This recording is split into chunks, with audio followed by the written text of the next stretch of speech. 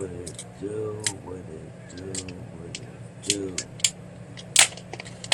We are back with more live from the vault. And of course, breaking news. Lacing up your boots. And if your shoes ain't already laced, I guess by now you're probably laying on the ground looking up, saying grace. Where you made a big mistake,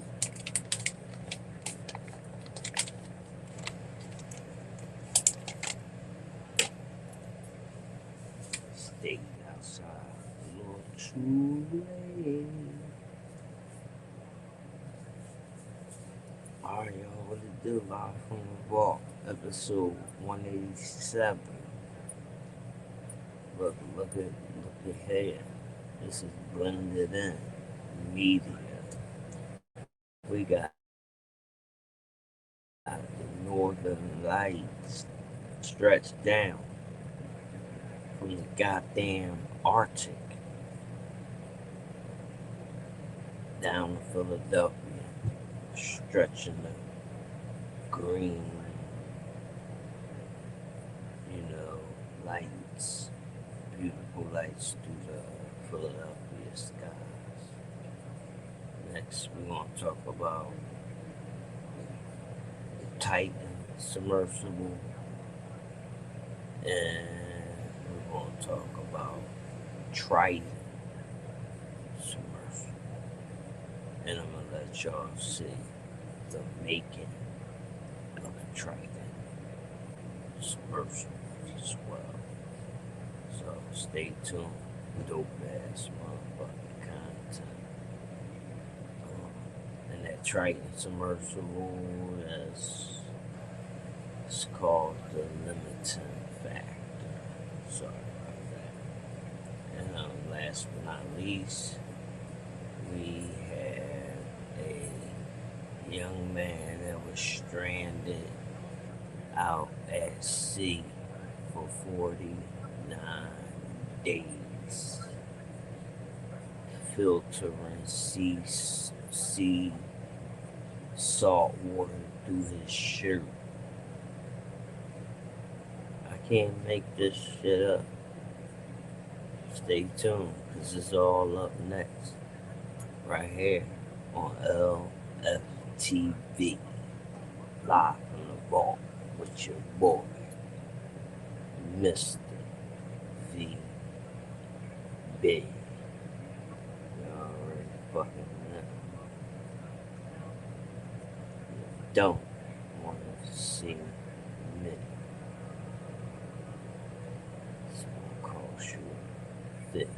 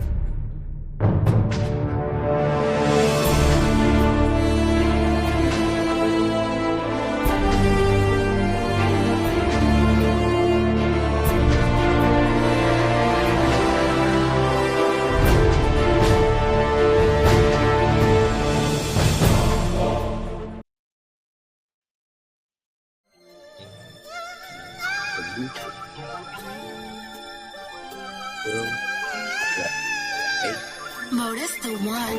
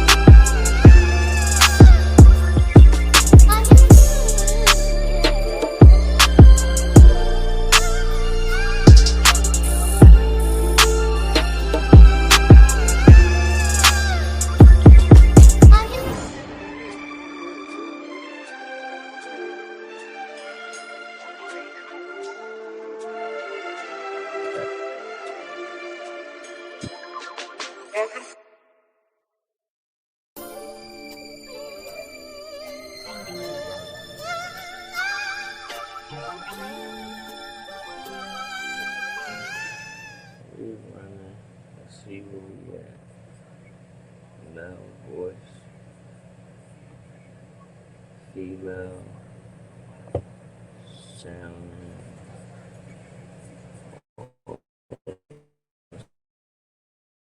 Same to me. What's going on?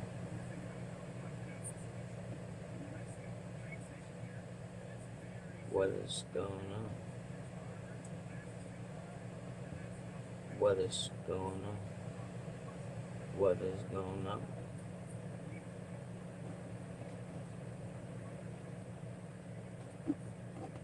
Yeah. Yeah, yo, yo, yo, yo, yo, yo, yo, yo, yo, yo. Yeah, yeah, yeah, yeah, yeah, yeah. That's clinching. I don't know why that shit on air, man. I don't know. I ain't got time. I ain't got time. I ain't got time, blind. I ain't blind. And I'm far from dumb slime.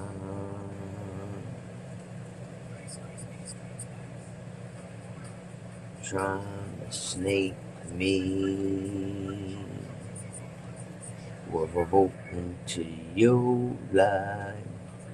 It's like, nah, man, I'm gonna stop bullshit with y'all. What it do? What it do? Enter in the chat, Mr. Submersible.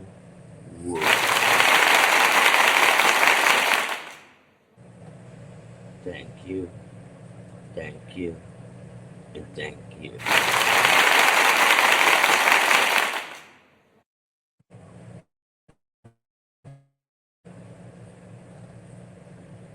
Y'all see the topics, right? Yes, sir. We have a few. More than three. More than four. Live from the vault.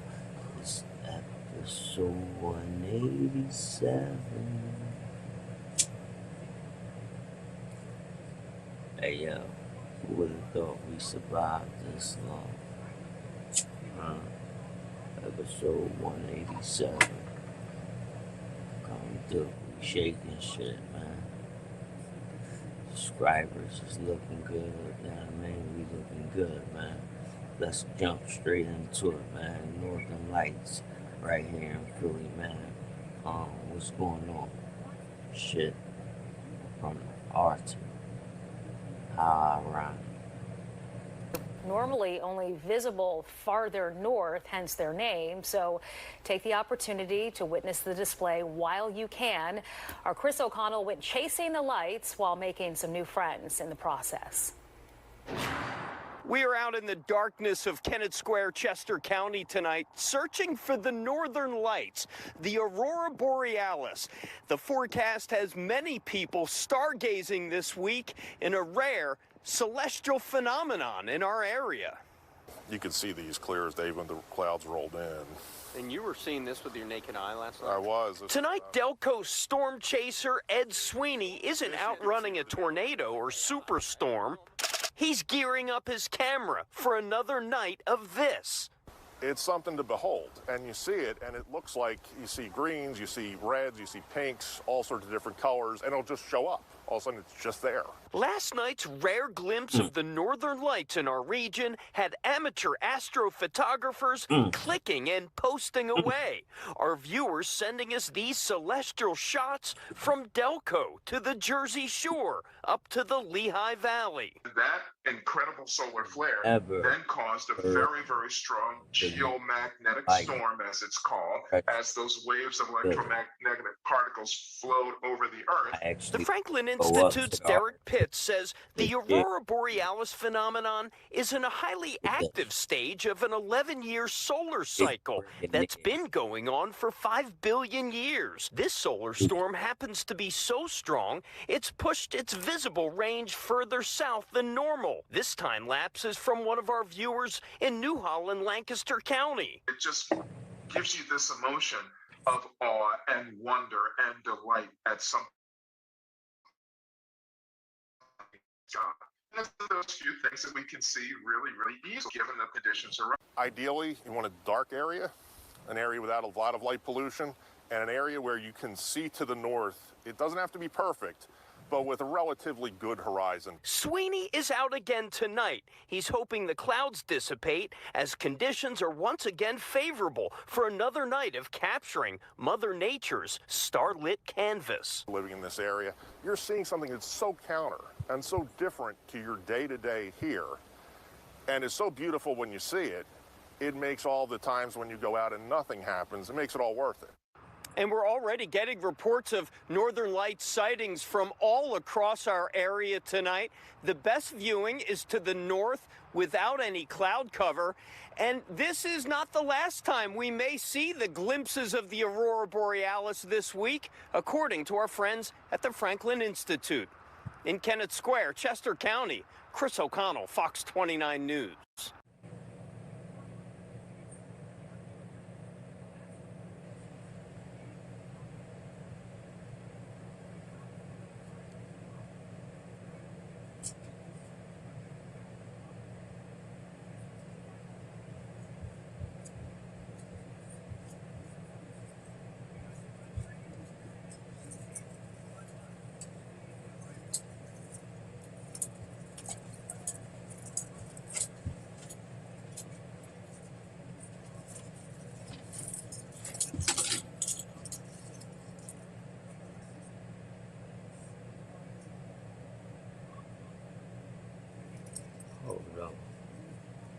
Hold on, man, bro.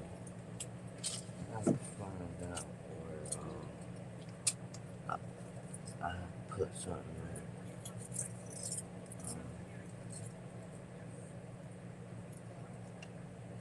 Think y'all boys going crazy, but give me a minute, man.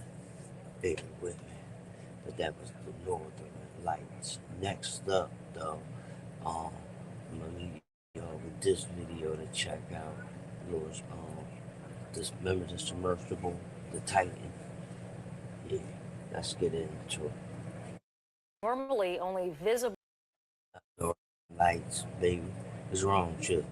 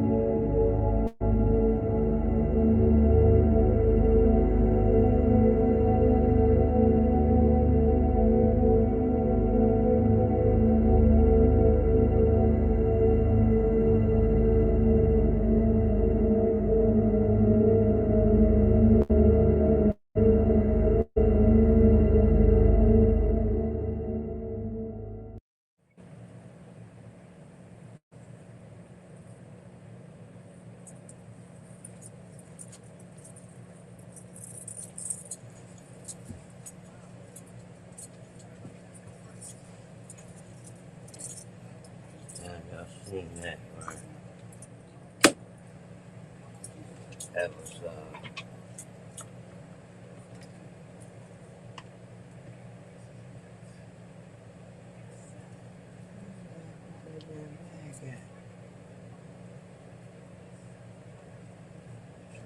one to man, leave it outside. Then put it on valve.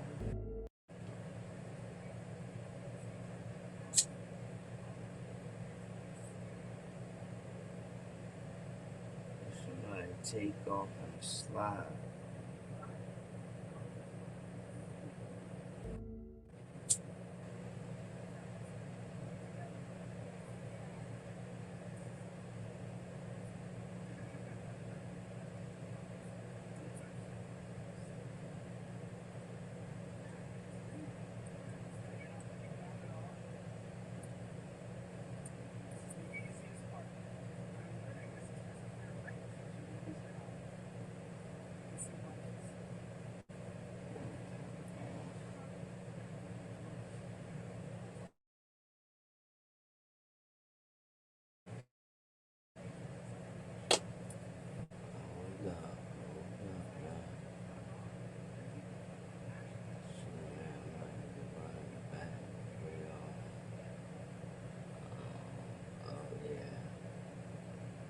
And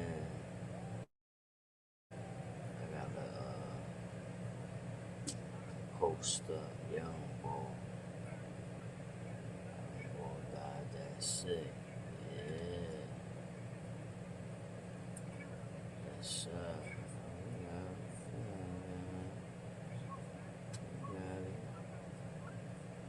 we already got him down here. See, yo, one thing I don't play with that water shit. You feel me? I used to be out here fucking with the waters when they ass get caught up and some shit they can't get out. You know be happy, man. Niggas bitch. Straight up. Nigga. Well, this young boy, may God bless him because his situation's different. Like, where he from, he really gotta go out there and get grub. But for you niggas that be out here,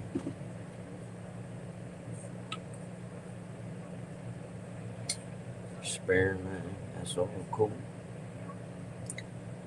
But I have no sympathy for you because evidently you love to do.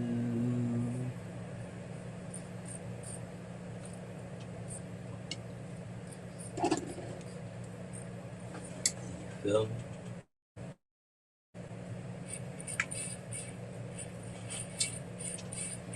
Oh yeah, we got a lot to get into tonight.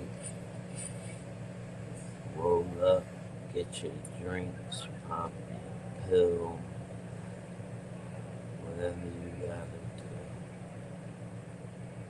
Turn up, cause I'm taking you to another realm. And I mean, it's on Jim. Don't go nowhere. Light it up.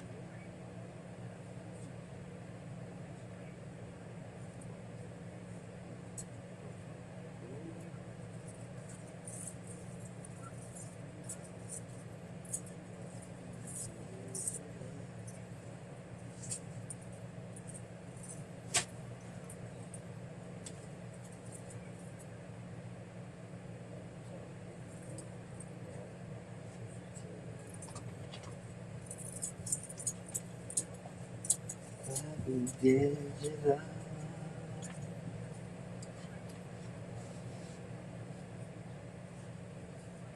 Bobby Digital. It's all about Bobby. I'm talking about reality.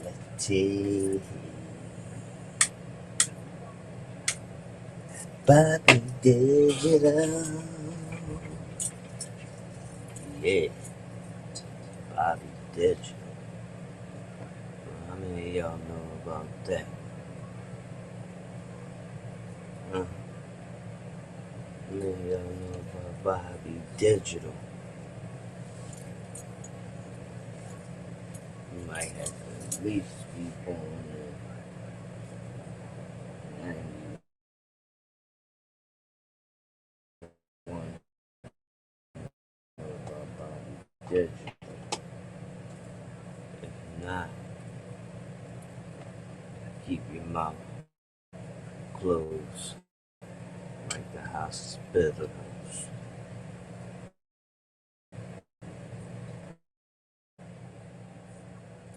Hold on, next one. We got the young kid saved from the seas. Let's go ahead and pull up this clip.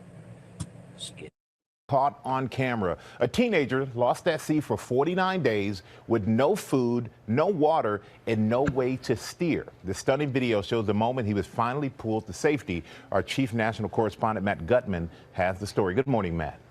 Hey, good morning, Michael. And the most harrowing part of that journey, you can't see in that video. He apparently jumped off that raft and swam towards that giant tanker in the open ocean, where crew members threw him a life preserver. He'd survived, he said, by eating fish he'd caught and drinking seawater he filtered.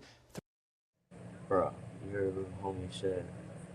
They said youngin' jumped the fuck off the raft and swimmed up to this oil tanker. I want y'all to see the size of young bull raft, and then when you see this oil tanker, this is going to get you. You can kind of, get the motherfucking point of how desperate he was to get the fuck out of those waters. Watch this. Through his shirt. This is the moment, 49 days in the making. 19-year-old Aldi Adelang rescued from the Pacific Ocean after nearly 2 months lost at sea. Adelang lives and operates this wooden fishing vessel, and on July 14th, blistering winds snapped the rope which was anchoring the floating hut in place and sent him drifting 1,200 miles, taking the teen from the shores of Indonesia to near Guam. After running out of supplies, the boy... Look, he praying to the dude's legs. Alone, like the hero in the movie Life of... That's real, bro. I seen the dude who got stranded on the show I be watching on YouTube. It's called I Shouldn't Be Alive. Dude was just like young boy, but I don't know, dude might have been worse condition, because young boy, he had a little shack on top of his house. You feel me? Dude was in his boat at first, chilling. Wayne came to fuck this little sailboat up. I don't know why niggas be trying to go far in them sailboats with them little flags at the top. I'm not chancing that, man. Wayne, chop that shit up, bro. You know what I mean? We not doing this. This shit get lost out here, playing around in little dumbass joints. But anyway, boy, listen, make a long story short, he ain't make it. You feel me? It wrapped up. We gotta talk about that too. But let's finish this talk. Yeah. Pie Hello! Had to think out of the box. Using wood from the boat's hut to make fires, catching fish out of the ocean to eat, and filtering seawater through his t-shirt to drink. Adelang says countless ships passed him by unaware of his plight. He tried to flag them down, but to no avail. Then, 7 weeks later to the day, this massive ship came to his rescue. The teen managing to send out distress signals, a simple help over his portable radio, causing the ship that had passed him by to turn around. The ship approaching him, causing those giant swells, nearly capsizing his raft. But the young man holding on, screaming as the waves crash over him. Finally, the crew starts heaving him in. Careful, careful! Clinging to that rope ladder and hanging on for dear life. Okay, that's good, slowly, slowly. Before finally making it into the outstretched arms that crew. So that raft. I understand. Be careful, man. Like, get your grub from in the beginning of the waters. If you got to go out to the middle, hey, listen. You gotta know, it's a possible chance you might not be coming back.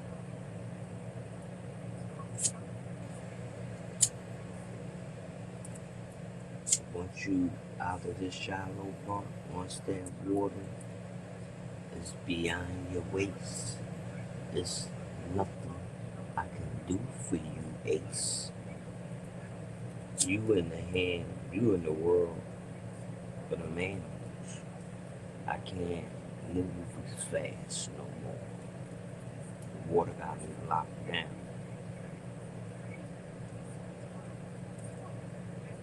Now we need water. You feel me? I don't fuck around. I ain't stupid. Told y'all. All that shit that live in the water. I ain't never hear about none of them. Hey, why y'all niggas always down there fucking around?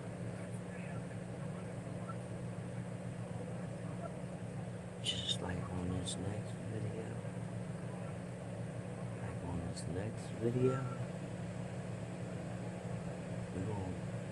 This my man. Many y'all have heard of Victor Scoville.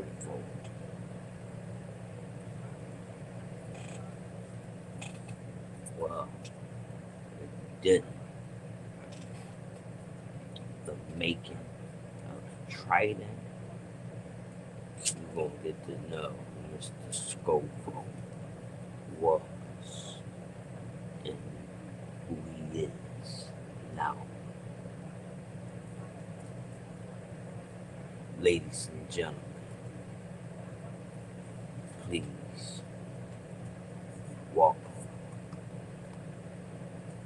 Triton.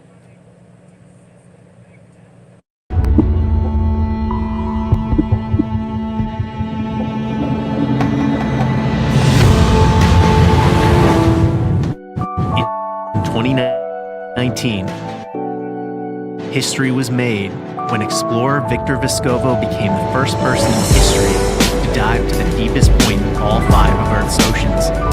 An American diver set a new record for the deepest dive in history. Victor Vescovo plunged nearly 36,000 feet in his watercraft. He has skied the North and South Poles and conquered the highest peaks on all 7 continents. But after reaching the highest place on Earth, he was also determined to reach the lowest. It was a feat that required an entire team of professionals from a variety of fields to pull off. Nothing like this had ever even been attempted before, and it wouldn't have been possible without the first commercially certified unlimited depth submersible limiting factor. This is the story of how that one-of-a-kind machine came into existence.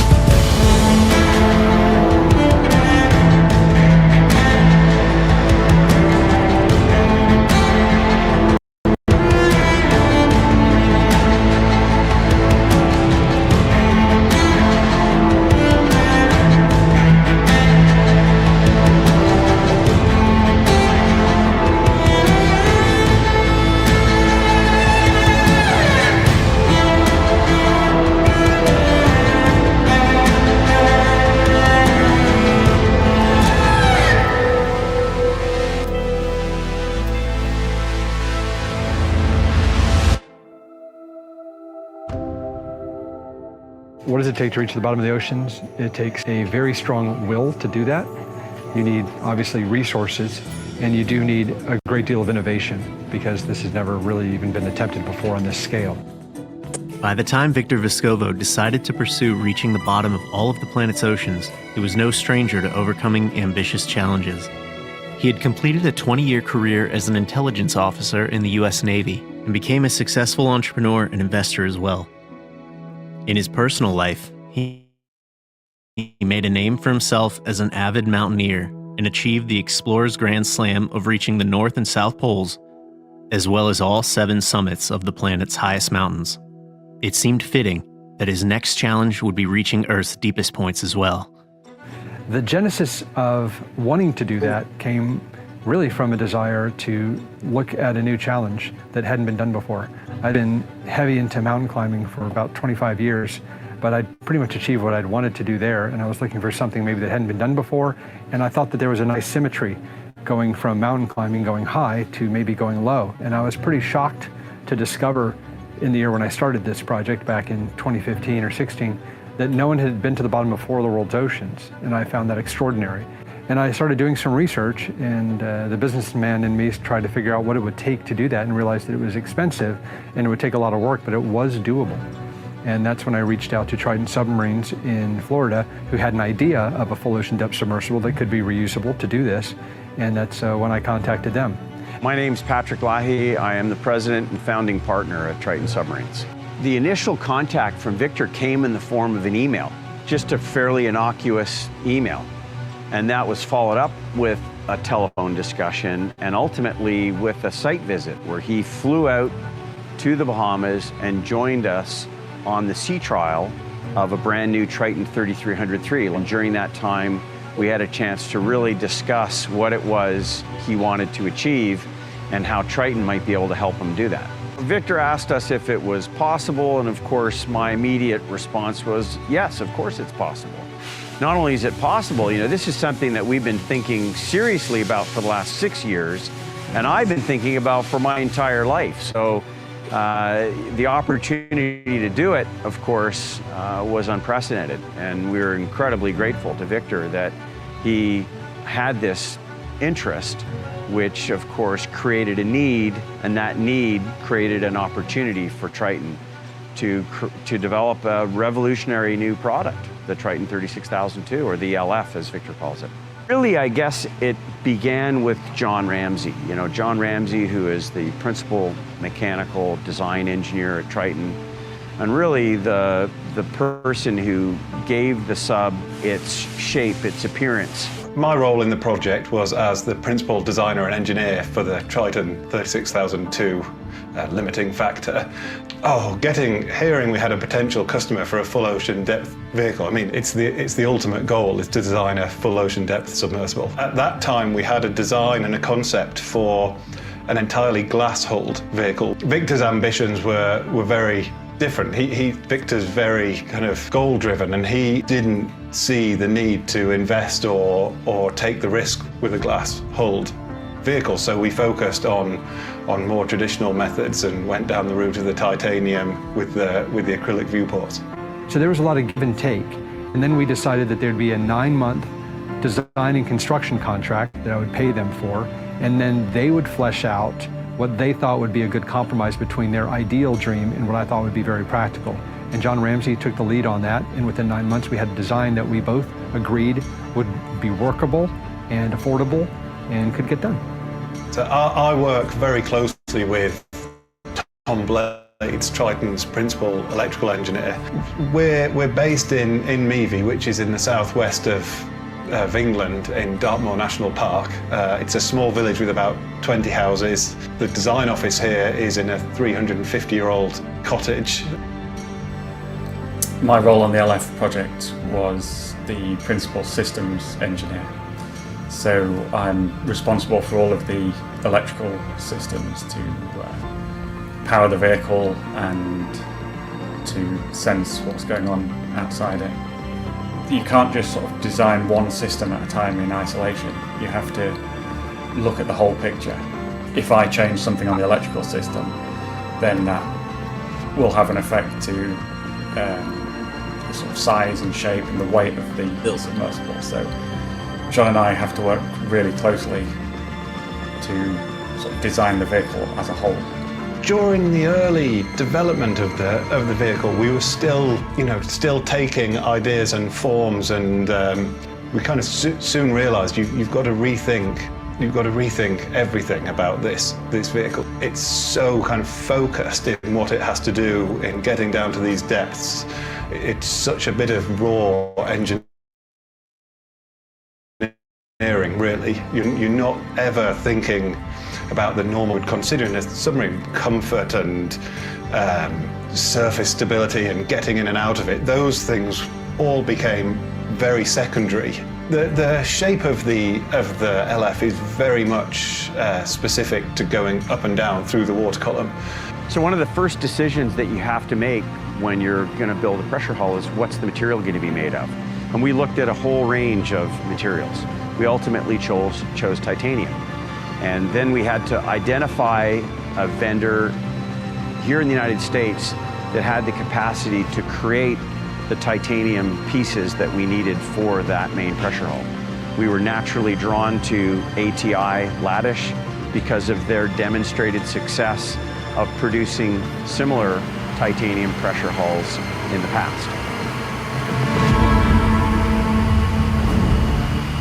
With a rich history of forging difficult metal alloys for industrial and military use since the 1930s, ATI was the perfect choice to forge the titanium sphere for the LF project.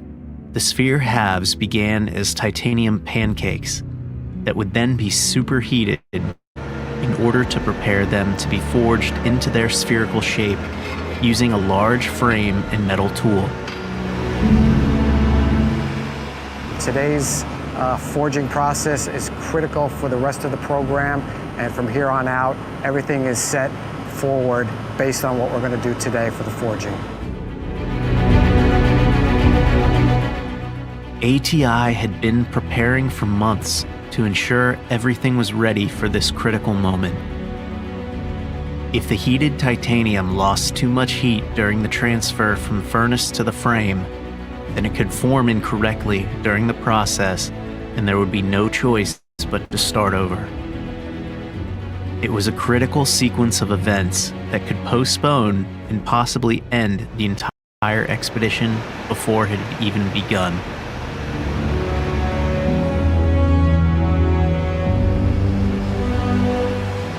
So the process of forging the hull is almost primal. It is an incredible thing to see because it's spectacular. But yeah, the pressure hull for the LF was forged in fire. The first major milestone of the LF project had been completed. The sphere halves were now made, but they would require much more work before they could be considered complete. Yeah, it was a pretty exciting moment when we actually heard that they were forging the titanium hemispheres. You know, the ore had been mined and they were actually hammering it into shape in Wisconsin. And that was really when I knew it was real, because I was spending a lot of money and buying a lot of titanium, but it was real. This stuff was actually being hammered into shape. Well, I got an email, and it was basically Patrick and the team saying that the forging went well, and it looked like we had 2 good titanium hemispheres. Although the real trick, they warned me, was going to be in the machining, that getting it down to 0.1% of perfect spherosity was going to be a challenge. With the sphere successfully forged, the physical process of creating the limiting factor had officially begun, but it was far from over. The next step in the process of creating the pressure hull would prove to be equally as important as the forging process itself. Yeah, so once the hemispheres had been formed, then those hemispheres were transported to Los Angeles, where Stadco, the company we had chosen to do the machining, and then they began the process of creating the perfect hemisphere out of those roughly formed hemispheres that came out of the fire. The reason it's important that the machining is essentially perfect, I mean 0.1 of a millimeter over the full diameter of the finished hemisphere, is that this right here is how you build a fucking submersible. That shit Richard Stockton had.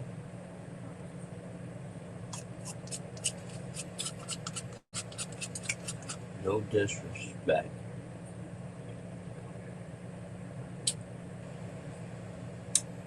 Y'all ever seen Jeff Spade's YouTube channel?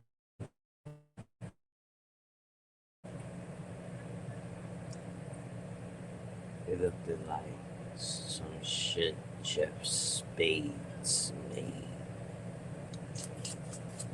That's what the Titan looked like. That toothpaste submersible.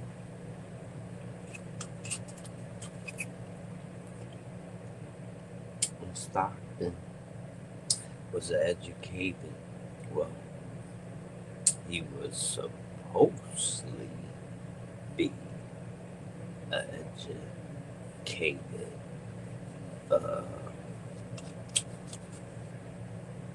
European.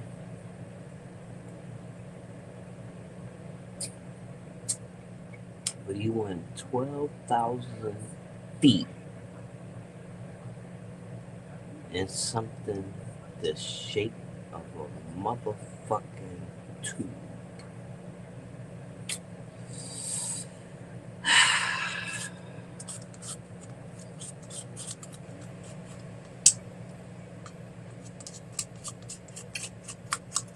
I'm wondering if they had drugs in this dude.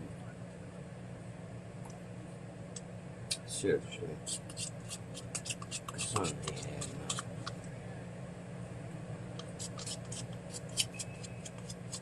Something they had now.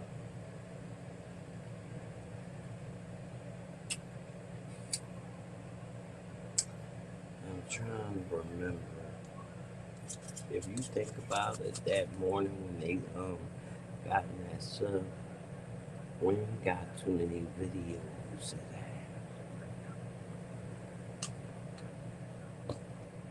Do we? I don't think so.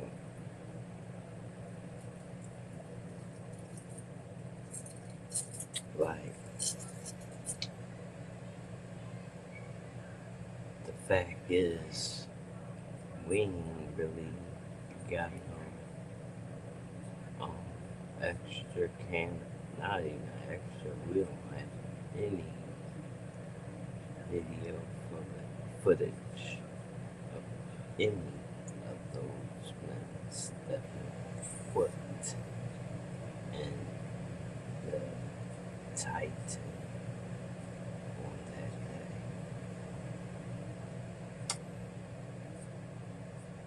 You got footage? Pull it up. Right now, let's say $150.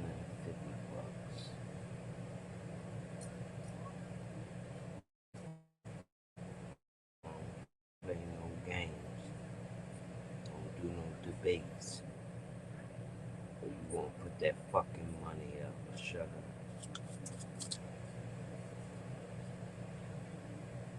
I want to talk. Listen. I know what I'm talking about. There's one thing I do. Pay attention.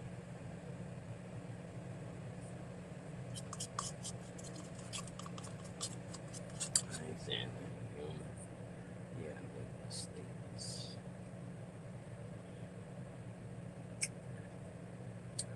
But the motherfuckers rare.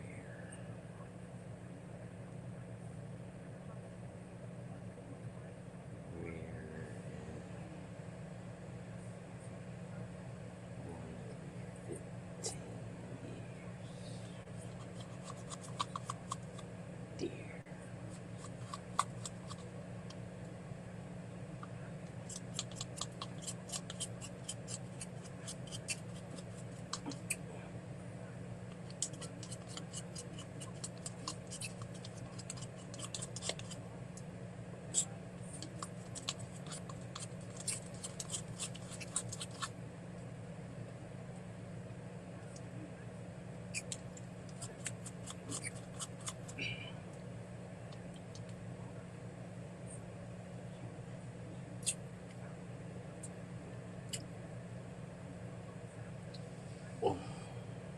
Let's get back to it.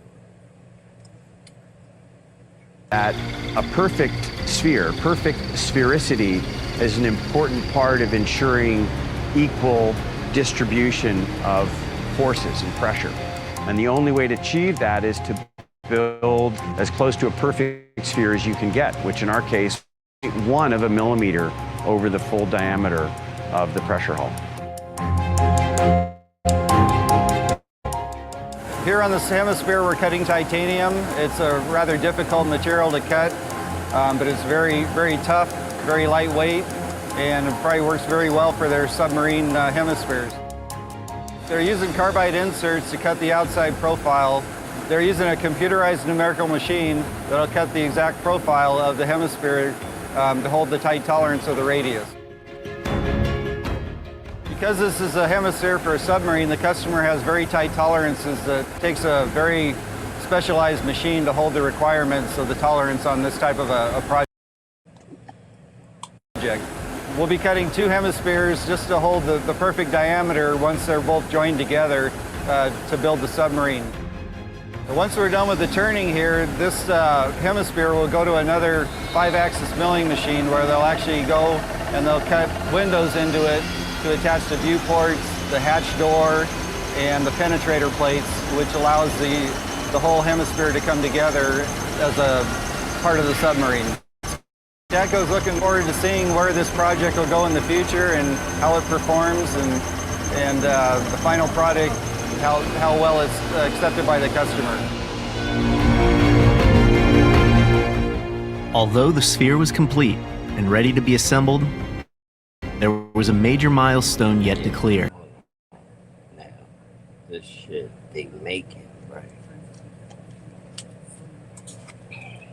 This thing drops 30,000 feet into the ocean.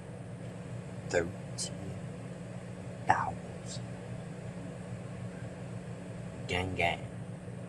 The submarine is at 12,000 feet deep at the ocean.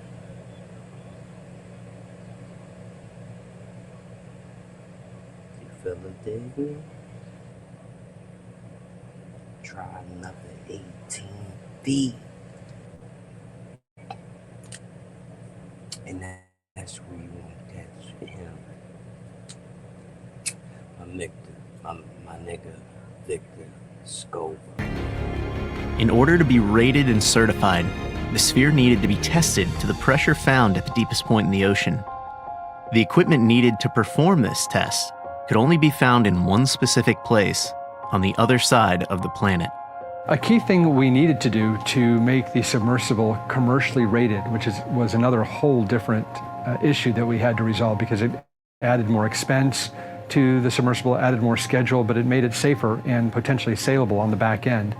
But to do that, we needed to test it. And there was only one place in the world that could test the capsule because it was large, and that was at the Krylov Institute in St. Petersburg, Russia.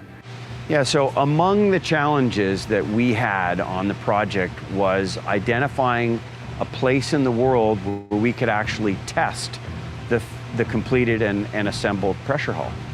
There was only one place in the world that could achieve the required pressures that we needed to simulate not only full ocean depth, but full ocean depth plus 20%. So we had to achieve a pressure of 1,400 bar, 140 megapascals, 16,000 PSI, which roughly equates to more than 45,000 feet underwater. Only one place could do it. That was the Krylov State Research Center in St. Petersburg, Russia. So the process of pressure testing the pressure boundary for the Triton 36002, or the LF, involved a variety of steps. Of course, first thing is it arrives at the Krylov State Research Center. It's got to be unpacked from its crate. It's got to be filled with water, and then it's got to be lowered into the chamber, sealed into that chamber, and pressure tested. So the Krylov State Research Center is a remarkable facility and entirely unique in the world. Now remember, we were doing this at a time when tensions between Russia and the United States were quite high, but you would never know that for the success that we had over there. They were a brilliant team to work with. Now, the Krylov State Research Center was actually built during Soviet times, early 1980s, and it was used ostensibly to test the pressure hulls of military submersibles that were being built there for extreme depth. The full process would take over a week, with multiple tests and modifications to the chamber to ensure the sphere would fit and the final test could proceed as planned. At the extreme pressures required for this test, any miscalculation or mistake could prove to be catastrophic to both the sphere and the Krylov facility itself. At this stage in the project, we are about to begin the pressure test of the LF hull and all of the related assemblies, the hatch, the penetrator plates, the viewport assemblies. The outcome of this test determines the future of the project. Right now, we're getting it ready and making sure that the geometry all works so that we can pick up the sphere, we can get it down into the chamber. It's a very tight fit as it goes down into the bottom of the tank. The plan's been very well thought out and carefully executed. To begin the test, the operators need to pick up the sphere and lower it into the chamber. Then the chamber will be sealed, and pumps will begin forcing water into the chamber to gradually increase the pressure. Now the team can only watch and wait until the proper pressure is reached. 1 minute. 40 seconds. 5, 4, 3, 2, 1. Boom. 14,000 meters. 140 megapascals. Congratulations, Patrick. Thank you, Andre. This was the defining moment in the project. I mean, everything was riding on a successful outcome. You know, we'd done all the design, we'd done the engineering, we'd done the fabrication. We had high confidence in our engineering, in our analysis, but of course, the proof is in the pudding, and this was the first time that the Krylov State Research Center had ever tested something to this extreme pressure. So there were plenty of things that could have gone wrong. Fortunately, incredibly, things went incredibly well.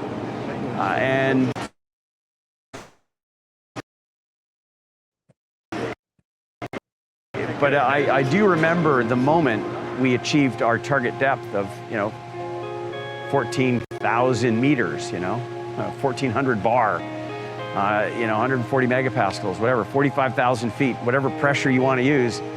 It was an emotional moment. I mean, I remember as everybody exited the control room and I was standing there by myself, I think I had this moment when I suddenly realized that we were going to do this. This project was going to happen, and this was the physical proof that we could achieve it. Yeah, hearing that the capsule had not just passed the test in St. Petersburg, but also that we got it back, that was the real trick. We were pretty sure it would pass. Getting it out was less sure.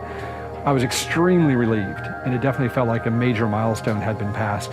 And now all we had to do is put the submarine together. And I think we were a little bit optimistic about how simple that would be.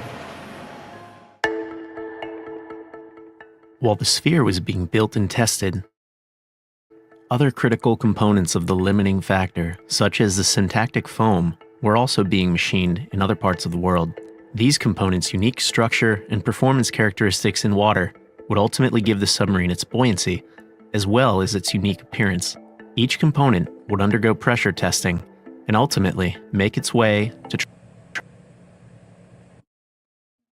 Triton headquarters in Florida, where the limiting factor would finally begin to take shape.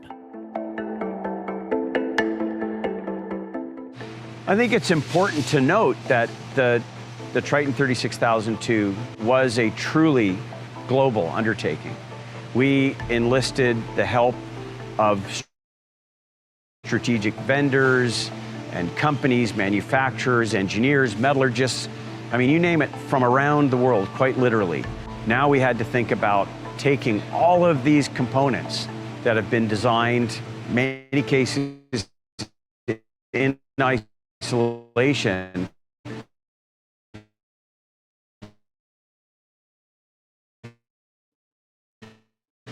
a bit of optimism about just how easy they thought it would be to get all the parts in Florida and just put them together like a Lego set. But we started falling behind on schedule, putting all these pieces together, testing them to make sure they worked well together, and then making a fully functioning submarine. So we were in a race against time, unfortunately, and I never wanted to put them in that position where they felt like they were being rushed because this was such a novel craft. But, it was what it was, and we just had to make adjustments to the schedule. The biggest headache was the aggressive timescale, because we had a hard deadline set by the expedition, and if we missed that weather window, it would add 6 months to a year to that expedition, so we had to get it done on time. There was a lot of little tweaks, bits that we needed to add to the vehicle, things that changed size that had come in from vendors. Relentless.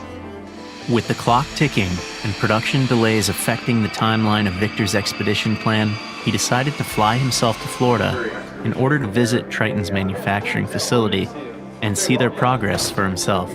It's always very helpful to actually physically go to a place and kind of do the inspection like you do in the military to get for help. And when I went to Triton, I definitely got the sense that there was a lot of pressure being applied and that we were behind and that there were some difficulties that were unforeseen that they were having to work through. But I could tell that the team was working extremely hard in very long hours to put the pieces together, find out the weak areas, and try and get a working submersible that we could actually test in the water. We were in the final assembly phase of the project, and it wasn't going well. When Victor did finally show up, I think he was surprised at how we maybe weren't as far along as he had hoped we would be. But sometimes it can be deceptive in a sub. You know, you spend all of this time designing, engineering, and building stuff. It all sort of comes together, and you sort of think, oh my God, it's never going to happen. And then all of a sudden, you know, it does. Although the LF was the primary focus of the team's efforts so far, there was another critical component of the system that came with its own challenges. The support vessel that would carry the LF and the crew around the world to complete the 5 Deeps expedition. The submersible is only one part of a system. The system consists of the sub, the support vessel, and of course, the crew. Critically important part of our success was the support ship. The pressure drop, formerly MacArthur II, formerly USNS Indomitable, was in specifically because of its characteristics of being incredibly efficient and ultra quiet. It would be an ideal support vessel for the project of the 5 Deeps expedition. It ended up being the right ship with a reasonable amount of refit dollars spent on it. And with the deep ocean sonar that it has, it's just an incredibly effective system. With the pressure drop in port at Fort Pierce, Florida, and the Triton team finishing the final assembly of the limiting factor, the time had finally come for the LFC trials to take place in the deep water of the Bahamas.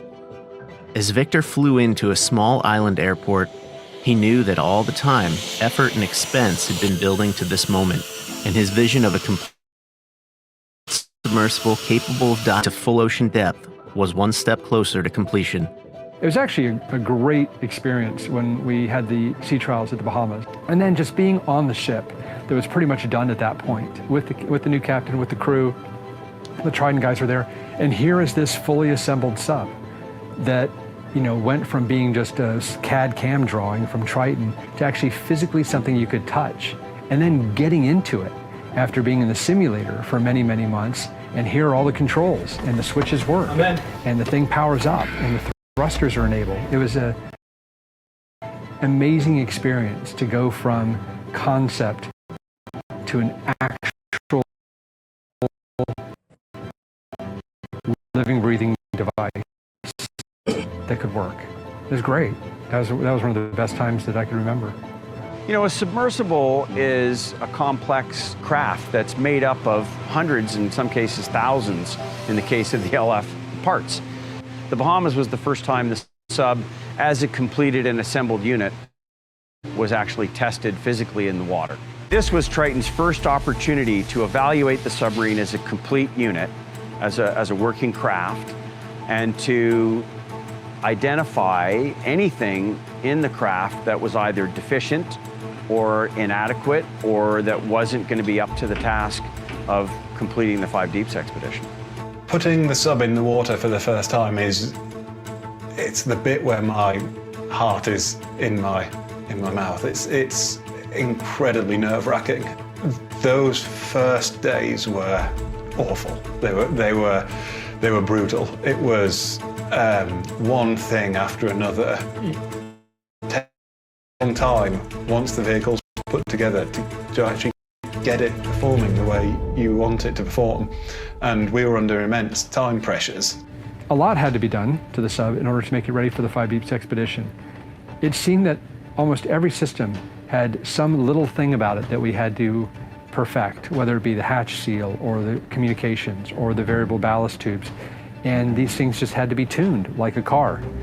Let's just say, like a car, it was running really rough, and we had to work out those rough spots, and we just didn't have a whole lot of time. And so the team was working feverishly to try and fix these issues on the ship with a very tight time frame.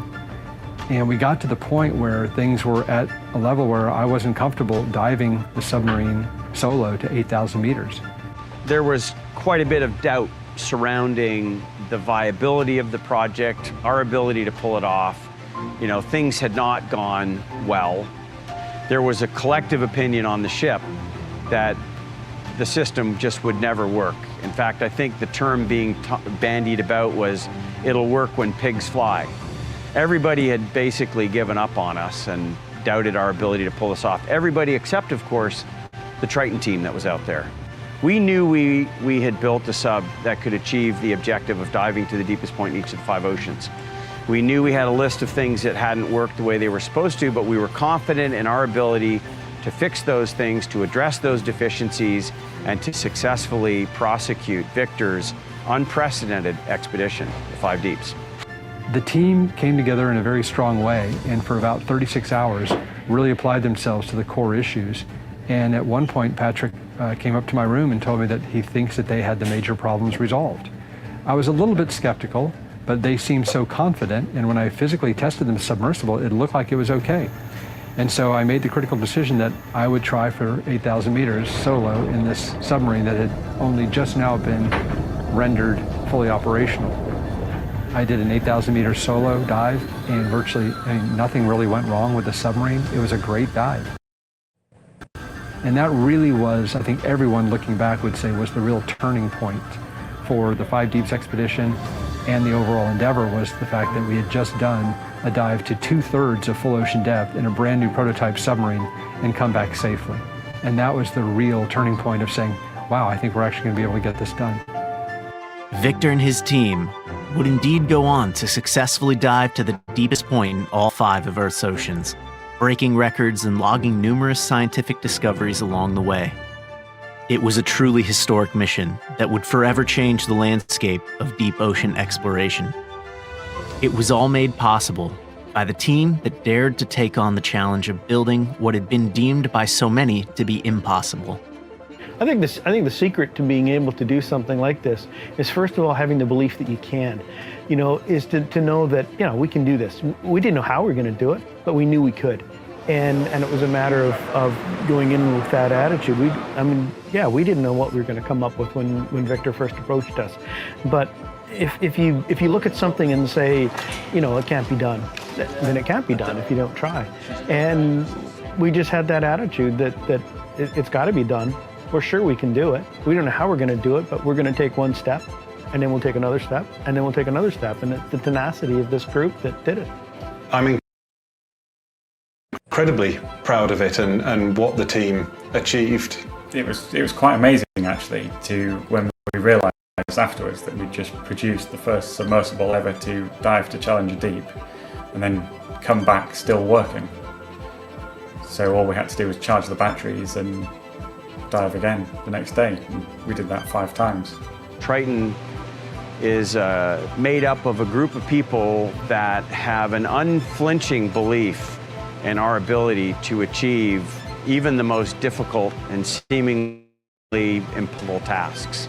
I'm incredibly proud of that, and incredibly proud of the group of people that made it possible, because it was a whole team of people who collectively, together as a group, made it possible for Victor to do something that I suppose will go down in history as one of the most remarkable expeditions ever undertaken.